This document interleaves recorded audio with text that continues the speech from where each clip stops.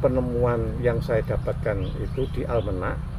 Setelah di sana didapatkan beselit, dan beselit itu tanggalnya dengan yang di Almenak itu sama persis, yaitu 1 April 1863 nomor 10. Itu menuliskan bahwa Bupati Blitar pertama yaitu Raden Tumenggung Aryo Adinegoro dilantik.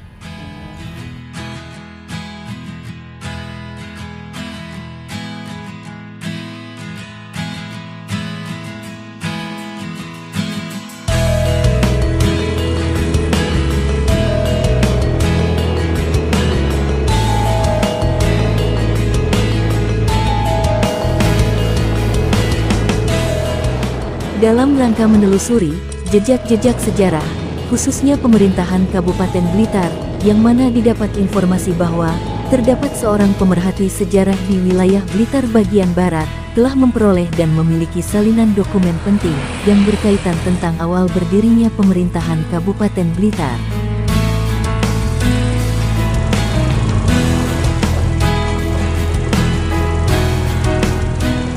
Dialah Bapak Insanul Widodo, yang sehari-harinya tinggal di Srengat, dan beliau adalah seorang purna PNS yang kebetulan menyenangi tentang sejarah lokal, khususnya Srengat dan sekitarnya.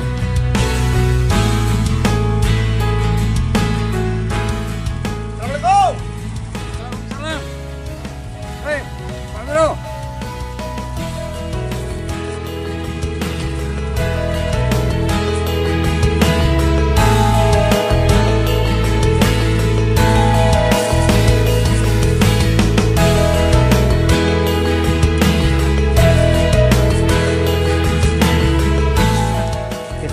Kemarin Pak Wid.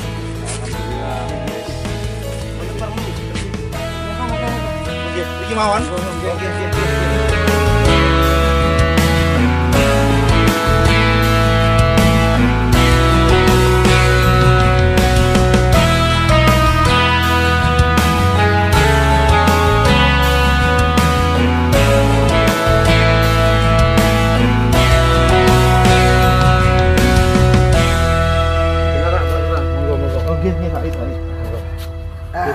Pripun. Nah, begini Pak Wid. Saya pertama kesini yang utama adalah silaturahmi. Yang kedua, saya mendapatkan info dari rekan-rekan pemerhati sejarah bahwa jenengan memiliki atau mendapatkan sebuah data atau dokumen tentang adanya perkembangan Kabupaten Blitar, Pak. Ya. Apakah betul Pak itu, Pak? Maksudnya Kabupaten Blitar di perkembangan yang sejak kapan itu?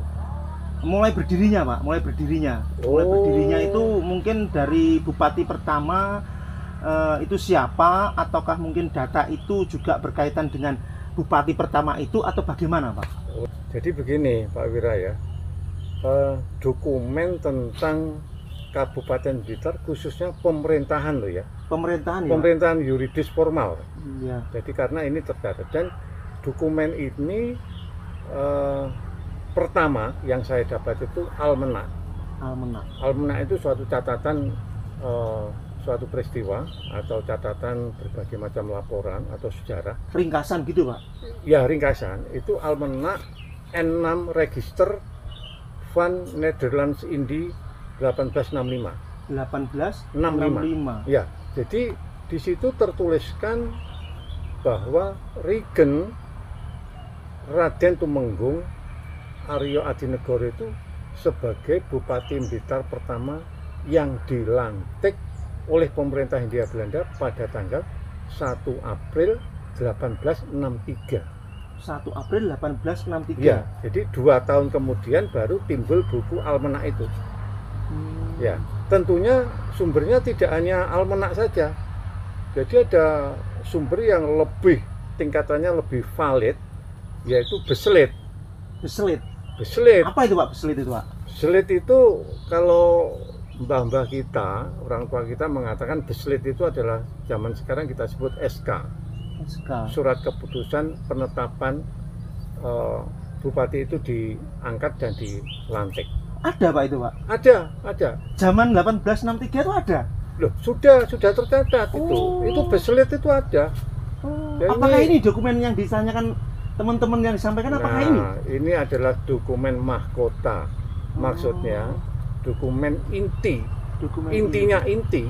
Dan ini tidak bisa ini harga mati ini, sudah harga mati.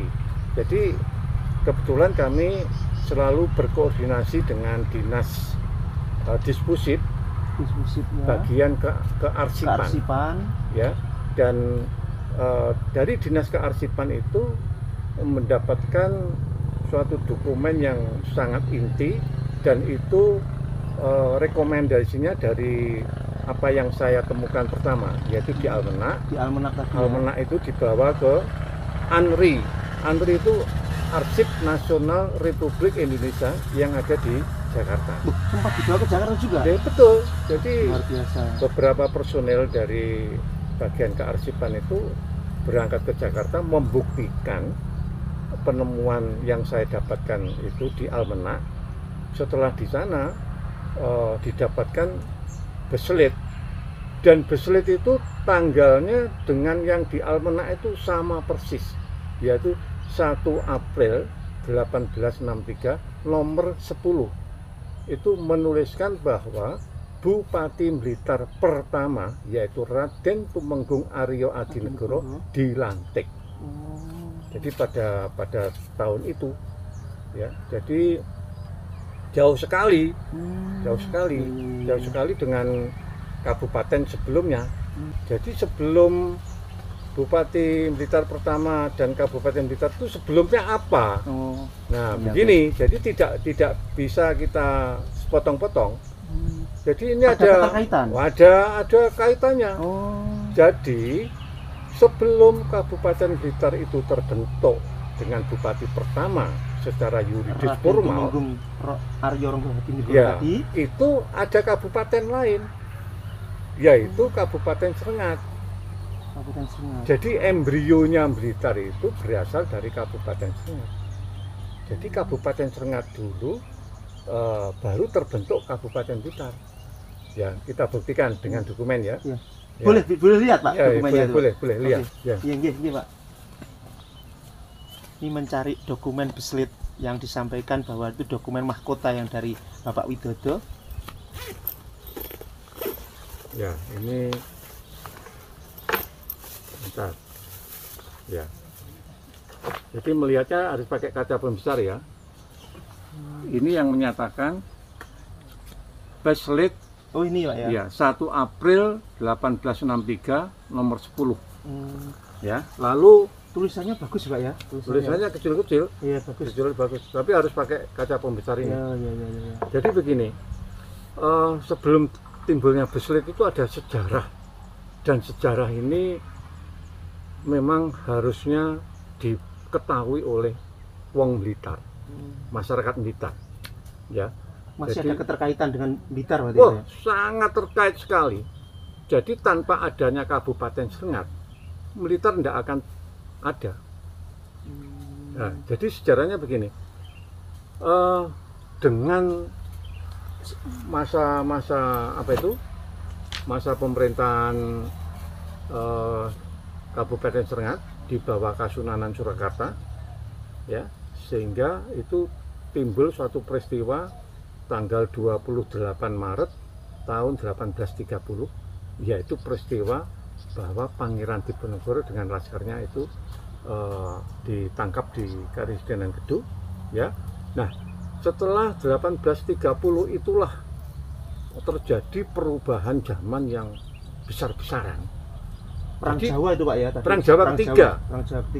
Jadi dapat dikatakan bahwa bupati-bupati setelah 1830 itu mesti penunjukan Belanda sesuai dengan selera pemerintah Hindia Belanda. Mana kaum bangsawan atau elit-elit pribumi itu yang ditunjuk sebagai bupati, ya. Sedangkan sebelum 1830, waktu periode Kabupaten Srengat 1765 sampai 1830 itu di bawah Keraton Kasunanan Surakarta dan Kasultanan Yogyakarta.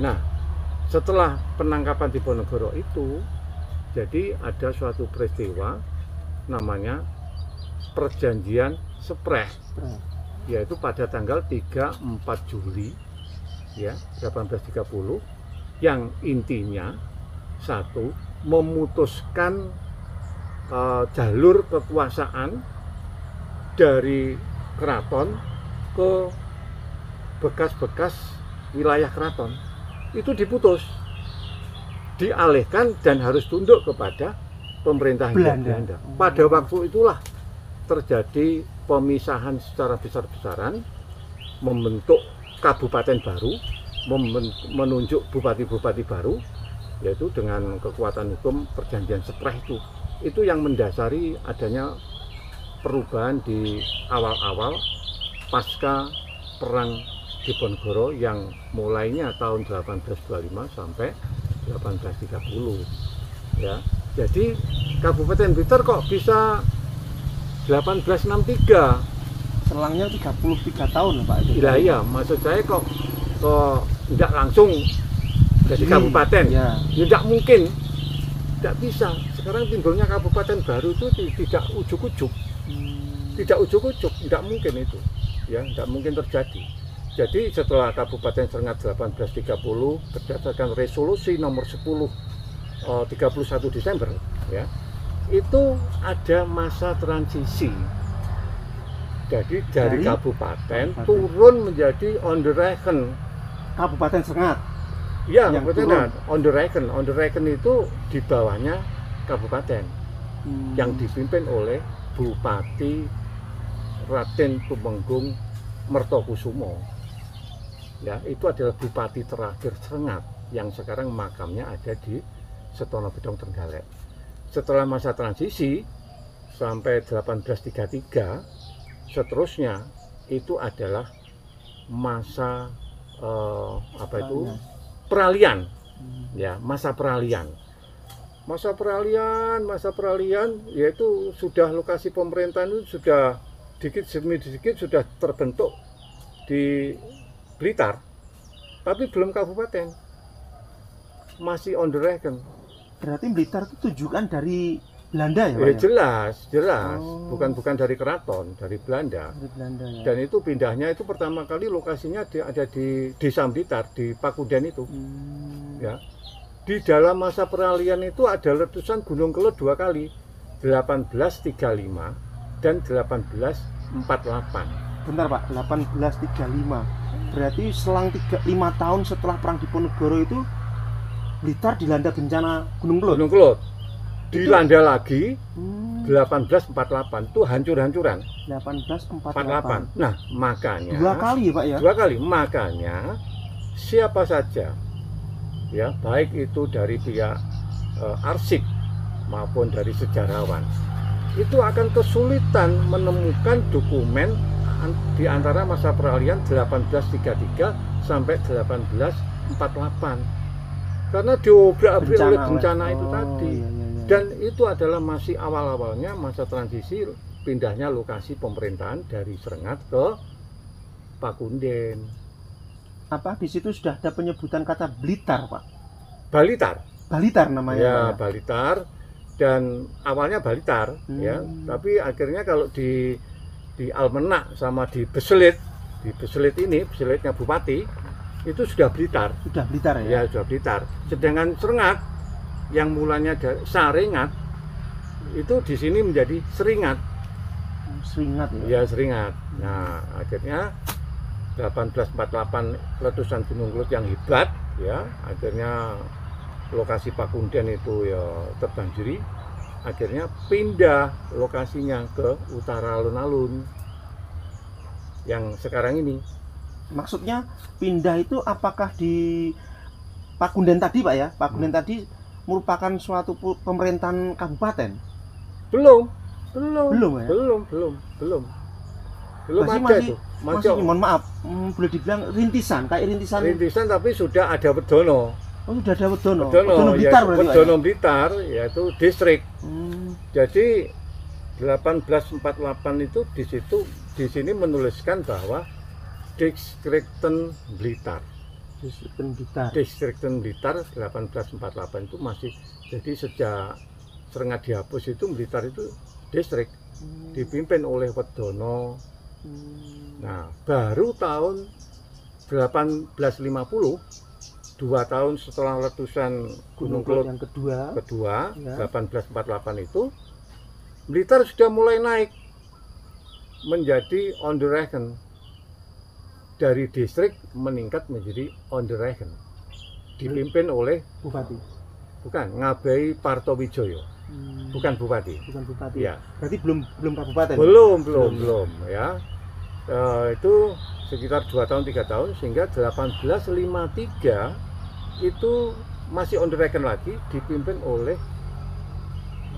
Raden Ngabei Aryo Adikusumo. Adikusumo. Nah, itu on the reckon yang kedua sampai 1859. Nah, kemudian 1859 itulah ada sosok elit pribumi atau bangsawan ya yang sesuai dengan pilihannya selera pemerintah Hindia Belanda ya. Yaitu yang bernama Raden Tumenggung Aryo Adinegoro 1859. Maka itu apakah asli orang Blitar, Pak? Nah, semuanya orang dari jalur Mataraman, Pak. Ya, jalur Mataraman. Tidak ada yang asli Blitar. Berarti pendatang istilahnya, Pak? Semuanya pendatang dari persebaran kaum elit pribumi melalui jalur-jalur Matraman ke segala penjuru di Jawa, bahkan sampai ke luar Jawa, sampai ke Brunei, Malaysia, Tumasik. Tumasik itu yang sekarang Singapura itu. Ya, jadi datangnya Raden Tumenggung Aryo Adinegoro itu 1859 merintis dari on the reckon menuju ke kabupaten otonom selama 4 tahun. Tepatnya berarti tahun berapa? 1863. Makanya 1863 pada tanggal 1 April diterbitkanlah Beselit SK tadi yang SK Bupati pertama Blitar. Berarti kesimpulannya, dengan adanya terbentuknya Bupati Blitar yang pertama, maka di situ juga berbarengan terbentuknya pemerintahan Kabupaten Blitar. Jadi 1 April 1863 iya. Ya. Nah, ini saya menemukan tulisan ini juga disanggah, ada yang menyanggah. Lupa, 1 April kan miliknya kota. Kota itu lo lihat aja, 1 April tahun berapa itu? 1906. Geminte, Stadblad, 1 April 1906, Mr. Burgen, ya, wali kota. Dan itu harus orang kulit putih. Untuk wali kotanya iya. Ya, wali kota. Jadi dari 1863 ke 1906 itu baru terbentuk kota. Kebetulan itu sama-sama 1 April. Ya. Nah, itu loh. Jadi ceritanya. Atau mungkin 1 April itu menurut pemerintah Hindia Belanda itu punya arti tersendiri juga iya, bisa ya, Pak ya. Seperti SK kita, teman-teman kita yang pegawai negeri itu kan juga 1 April. Kalau tidak 1 April, Maret ya. Iya, Maret 1 April Maret, itu kan. ya. Nah, itu mungkin mewarisi dari apa? Sejarahnya Belanda tadi ya. Sejarahnya Belanda. Iya. Itu loh. Oke, Pak Wid. Berkaitan dengan tadi pengangkatan itu, apakah di dalam Beselit itu menyebutkan ada suatu kalimat yang menyebutkan bahwa tadi siapa Pak? Yang pertama Raden Tumenggung Aryo Adinegoro. Ya. Apakah di dalam Beselit itu ada, Pak, penyebutan nama yang secara signifikan itu ada, Pak, di sini? Ada sekali. Oh, bisa ditunjukkan, Pak? Beselitnya ini jumlahnya 40 halaman. 40 halaman. Ya, di sini Beselit Rigen and Pateh. Jadi isinya ini Bupati Blitar dan Pateh. Pateh itu tidak hanya di Blitar, di Tulungagung juga ada yang menyebutkan. Tetapi di sini tidak ada kata Ronggo loh ya. Oh, nggak ada Ronggo. Nggak ada Ronggo. Jadi nama aslinya di sini Adinegoro. Raden Tumenggung Aryo Adinegoro. Ronggonya tidak ada. Nah, ini saya buka. Bahasanya apa, Pak, di Beselit ini, Pak? Pakai penggunaan bahasa, Pak? Rigen. Pakai bahasa Belanda ya? Iya, Rigen itu kebetulan bahasa Belanda dan Inggris sama, yang artinya bupati. Kalau Inggris Rigen, kalau Belanda Regen. Regen. Nah, jadi Tertulis tangan nih Pak Wid ya? iya, tulis tangan. Ini yang menyatakan tulisan ini ya, Bachelet tahun 1831 April. Nah, ini ada nama. Nah, ini. Halaman berapa itu Pak?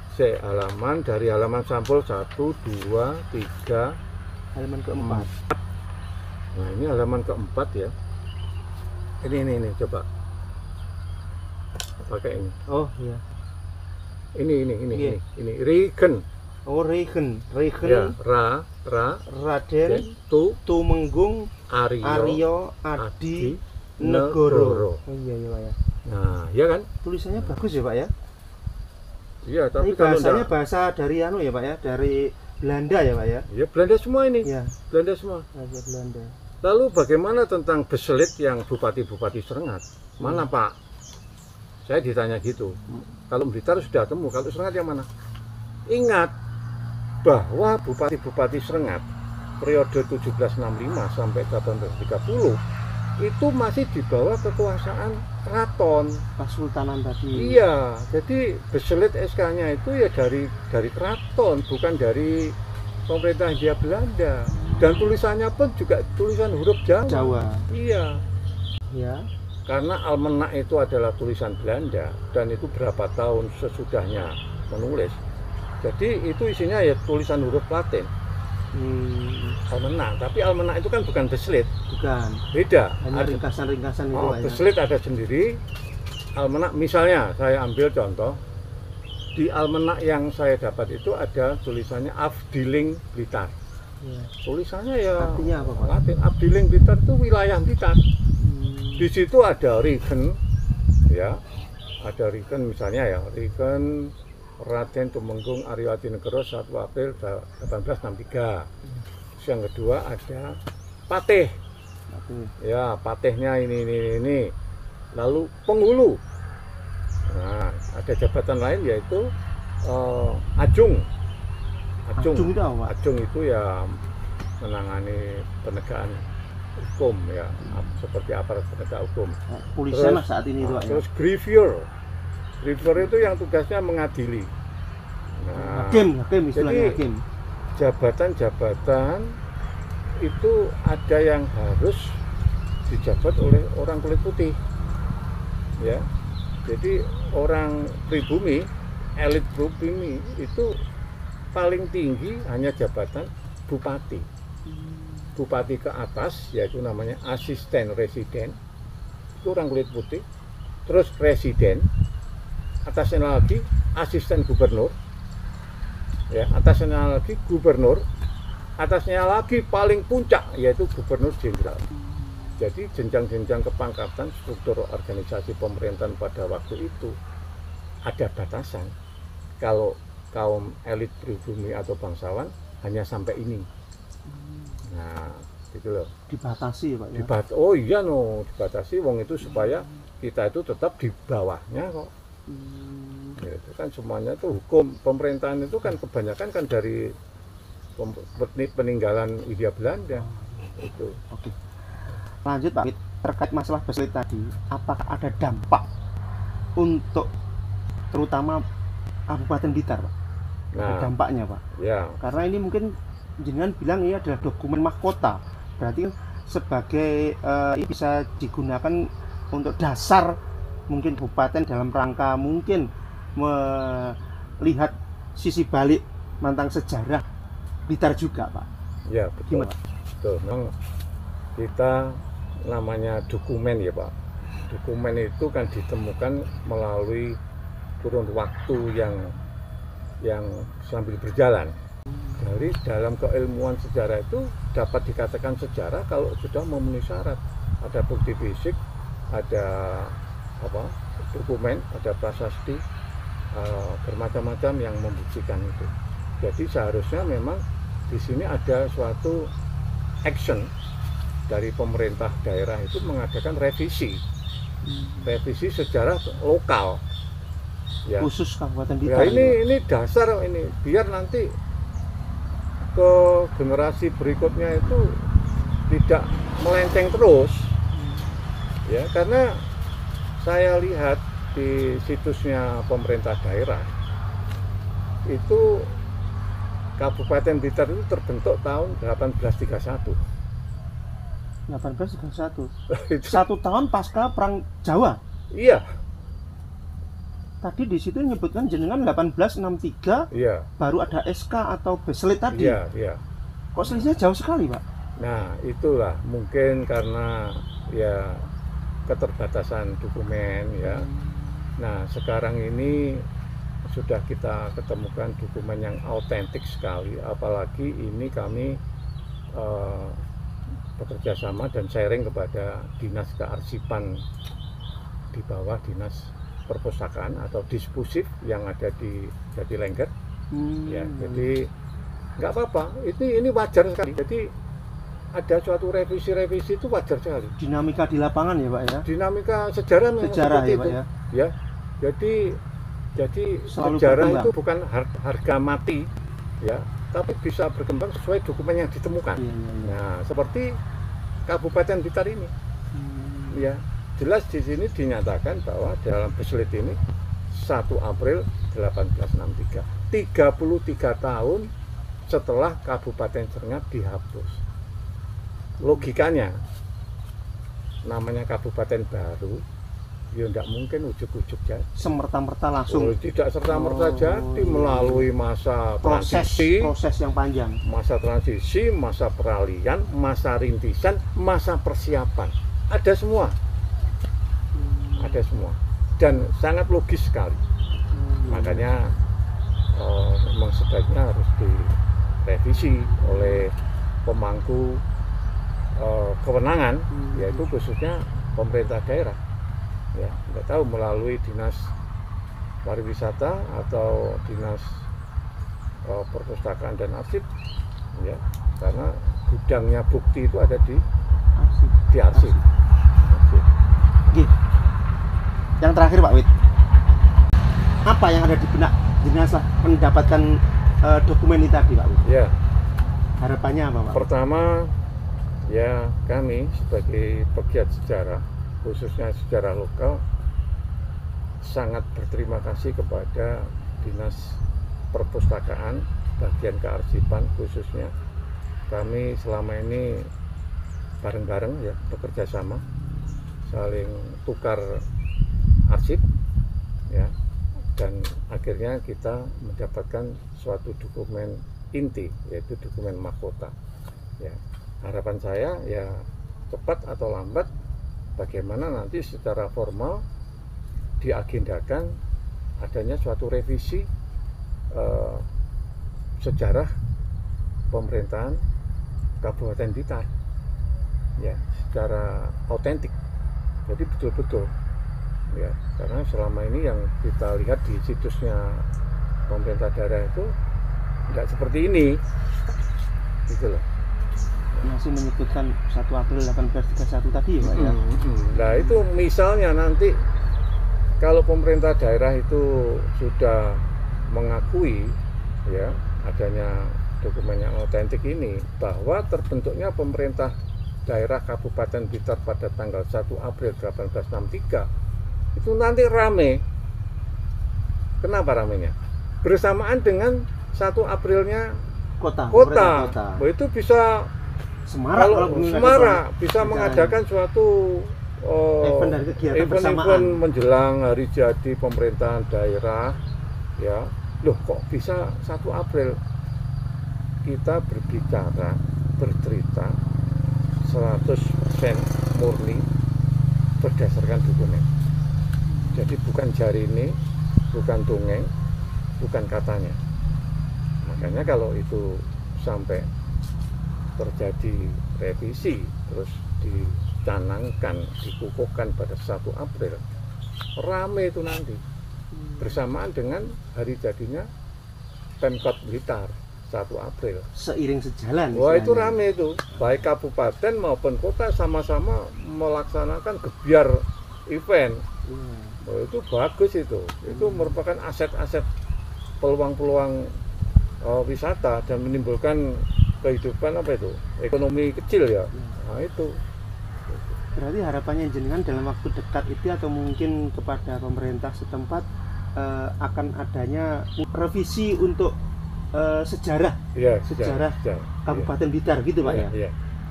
Ingat Pak Wira, jadi hari jadi pemerintahan Kabupaten Blitar itu tidak sama dengan hari jadi Blitar loh ya. Hari jadi pemerintah tidak sama dengan hari jadi Blitar. Ya enggak sama. Ya. Hari jadi Blitar itu kan hari jadi sebuah nama. Ya. Tanggal 5 Agustus tahun 1324. 13. Jauh sekali. Iya, Pak. itu zaman Mojopahit, zamannya Raja Mojopahit yang kedua, Jaya Negara. Dan Blitar itu ada di kitab Negara Kertagama, Kapukuran, Lawentar, Blitar, Weleri, Manguri, itu ada semua di kitab Negara Kertagama. Buku itu ditulis oleh selesainya pada 1367 setelah wafatnya Gajah Mada. Zamannya Majapahit ya Pak ya. Di zaman Majapahit itu toponimi. Toponimi itu adalah bidang keilmuan yang membahas tentang asal usul sebuah nama. Bukan pemerintahan. Bukan, jadi lain. Hari jadi Blitar tok dengan hari jadi pemerintahan daerah. Berarti tergantung dari pemerintah sendiri Pak ya, kalau menentukan hari jadinya tergantung apa namanya atau pemerintahannya, kan begitu Pak ya? Iya, kalau sekarang kan hari jadi Blitar. 5 Agustus 1324. Zamannya Majapahit tadi. Raja Majapahit yang kedua. Iya, betul sekali. 13-an ya, itu betul. 1324 itu sudah paten itu sudah. Ya. Itu sudah enggak perlu diudik-udik lagi. Ya. Sekarang yang perlu diudik-udik itu yang hari jadi pemerintahan kabupaten. Berarti dengan dimulainya atau ditetapkannya Raden Aryo Adinegoro tadi tanggal 1 April 1863 oleh pemerintah Hindia Belanda itu dinyatakan pemerintah kabupaten sudah mulai berdiri Pak ya? Ya, kabupaten mandiri atau kabupaten otonom itu sudah secara yuridis formal. Ya. Jadi adanya pemerintahan. Jadi masuk akal. Kalau 33 tahun baru terbentuk itu masuk akal. Karena membentuknya itu tidak serta-merta. Dihajar oleh Gunung Kelud 2 kali, 1835 sama 1848. Dokumen juga murat marit, bukti-bukti peninggalan juga hancur. Gitu. Makanya dalam periode itu paling sulit menemukan suatu peristiwa atau dokumen di tahun-tahun itu. Karena terjadinya bencana tadi ya. Bencana mungkin itu bisa terbawa atau rusak atau bagaimana. Sebetulnya Belanda itu apa ya? Menurut geopolitik ya, seharusnya menempatkan suatu kabupaten itu ya seharusnya tidak di Blitar, karena di Blitar itu kan rawan bencana. Ya betul. Kenapa Serengat dulu sudah terbentuk kabupaten? Karena wilayah Serengat itu dipandang dan dianalisa oleh pihak keraton suatu daerah yang sangat kuat, sangat aman ya dari bencana Gunung Kelud. Apa buktinya? Di situ kan ada Gunung Pegat. Gunung Pegat itu membentengi Tameng. Jadi ya. Selain geostrategi ya, pertahanan, baik itu pertahanan kepada pemberontak, peperangan, dan pertahanan kepada bencana alam, memang wilayah Serengat itu pas waktu itu. Tapi karena Belanda menilai lain, bukan dari situnya, karena Belanda menilai bahwa Kabupaten Serengat itu adalah daerah kamp konsentrasi terbesar Laskar Diponegoro yang terdiri dari kaum priayi, bangsawan ulama, laskar, pedagang, rakyat jelata yang melarikan diri dari itu ribuan baik melalui 2 jalur Matraman yang melalui Ponorogo, Trenggalek, Tulungagung, Nut nyebrang, atau yang melalui Madiun, Nganjuk, Kediri nyebrang lagi ke sini. Dan Serengat ini adalah tempat untuk mengidentitas perjalanan dari Serengat ke wilayah berikutnya. Jadi ada pengecekan gitu Pak ya? Pengecekan atau istilahnya penyetempelan. Dan dilalah Dilala kok Serengat itu tempat penyetempelan bagi kaum migrasi. Dilala kok Serengat itu sekarang ya dijadikan kantor imigrasi, tempat lalu lintas warga yang mau ke perjalanan ke luar negeri. Kantor imigrasi itu kebetulan ada sejarahnya gitu. Ya imigrasi itu. Dan lokasinya ya ada keterkaitan atau mungkin kesengajaan atau ya kurang sengaja dan tidak disengaja, yang jelas itu sudah secara apa ya, alamiah oh gitu, iya. Itu loh ya. Mungkin ada yang perlu disampaikan lagi Pak Wid terkait dengan Beselit ini untuk teman-teman sekalian Pak Wid? Ya, yaitu perlu adanya teman-teman khususnya pegiat sejarah, mari kita bareng-bareng, karena kita itu adalah wong Blitar ya, jadi merasa untuk terpanggil ya untuk menemukan jati diri Blitar, baik itu secara budaya, secara seni maupun dari sisi sejarah. Nah gitu ya. Terima kasih Pak Wid, waktunya panjang lebar, mohon maaf tadi mengganggu aktivitas jenengan. Saya izin melanjutkan untuk berikutnya. Lain waktu kalau ada informasi lagi tentang kondisi sejarah Blitar khususnya atau Serengat pada khususnya lagi, mohon kami dikasih tahu. Ya, banyak Pak Wira, banyak. Masih banyak lagi. Jadi menurut saya malah justru sejarah lokal ini yang penting. Jadi masyarakat kita itu kadang-kadang kebablas untuk mengetahui sana sini, tapi budaya sendiri, lokasinya sendiri itu tidak diketahui. Aduh, ampun itu. Oke, terima kasih Pak Wid. Demikian rekan-rekan semuanya, bincang-bincang saya dengan pemerhati sejarah khususnya daerah Serengat tentang terimanya dokumen mahkota Beselit, yaitu pengangkatan Raden Aryo Adinegoro, Bupati Blitar yang pertama, yang asli tulisan dari Belanda. Semoga bermanfaat bagi semuanya. Terima kasih, salam budaya, rahayu, rahayu, rahayu. Terima kasih Pak Wid.